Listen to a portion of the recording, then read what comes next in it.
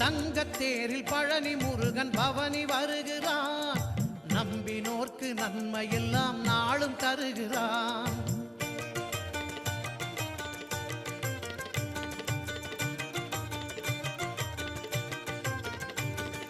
தங்கத்தேரில் பழனி முருகன் பவனி வருகிறான், நம்பினோர்க்கு நன்மை எல்லாம் நாளும் தருகிறான்.